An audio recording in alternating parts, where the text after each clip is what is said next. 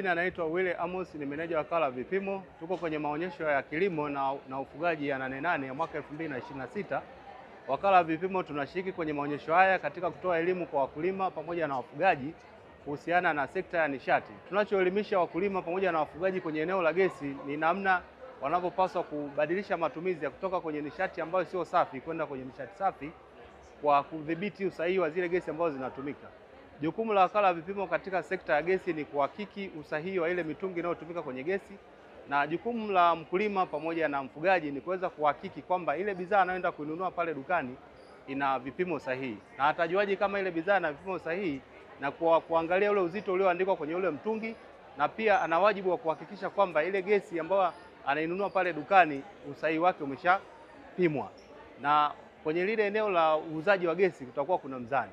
Kwa hiyo atakuwa na jukumu la kuhakiki sasa huu mzani ambao uko hapa, je, unapima kwa usahihi?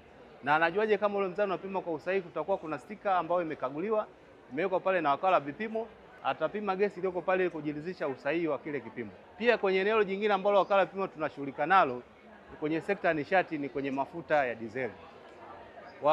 Sasa hivi kumekuwa na mabadiliko makubwa sana kwenye sekta ya kilimo, ambapo wananchi na wakulima wamekuwa wakitumia matrekta katika kufanya shughuli zao za kilimo, aidha katika kulima, wakati wa kuandaa mashamba, na nishati inayotumika kwenye mitambo hiyo kwa maana ya matrekta ni mafuta ya dizeli. Wakala wa vipimo na jukumu la kuhakiki usahihi wa zile pampu ambazo zinatumika katika kuuza mafuta ili kuweza kumlinda mwananchi na kupata thamani ya ile bidhaa ambayo anaipata. Atajuaje kwamba sasa pampu hii imeweza kuhakikiwa na wakala wa vipimo ili awe na uhakika na ile bidhaa ambayo anaweza kuipata? Atakachokifanya ni kuweza kuangalia pale kwenye ile pampu inayotumika kama kuna stika wakala wa vipimo, na ukishaona kuna stika wakala wa vipimo pale unajua kwamba hii pampu imeshakaguliwa. Na jambo lingine ambalo tunalisisitiza sasa hivi kwa muhimu mkubwa ni kwamba mwananchi anapaswa kushiriki kwenye lile zoezi la ununuzi wa ile bidhaa. Aangalie, je, hii pampu inayouza mafuta inasoma sifuri kabla ile mafuta mimi sijawekewa? Hilo ni jambo la msingi sana. Asije akanunua mafuta wakati pampu ya mafuta haisomi sifuri. Kwa nini tunasema inasoma sifuri? Ili kumhakikishia kwamba thamani ya fedha atakao kwa ameitoa na ile bidhaa atakao kwa ameipata inaweza kulingana naye. Kwa hiyo tunatoa rai kwa wananchi wote washiriki kwenye zoezi la ununuzi.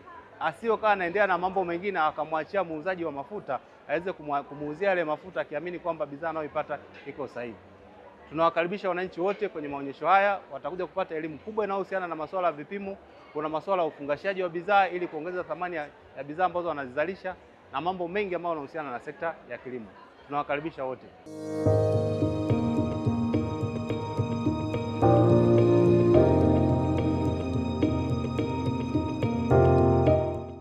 Majina naitwa Ivo Modest, ni afisa masoko kampuni ya Taifa Gesi mkoa wa Dodoma. Leo hii katika maonyesho ya 88 tumepata bahati ya kutembelewa na wakala wa vipimo katika kutoa elimu ya namna bora ambapo mitungi inatakiwa iwe.